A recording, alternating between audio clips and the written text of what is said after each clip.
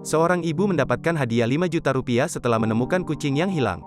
Disiarkan di akun Instagram @infodepok_it, kucing ras ini hilang selama sepekan dari kediaman YouTuber DJ Firman. Demi mencari kucing kesayangannya itu, ia membuat sayembara dengan imbalan Rp500.000 bagi penemu kucing ini.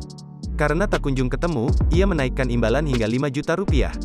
Kucing kesayangan DJ Firman ini adalah berjenis Maine Coon, peranakan kucing asal Amerika.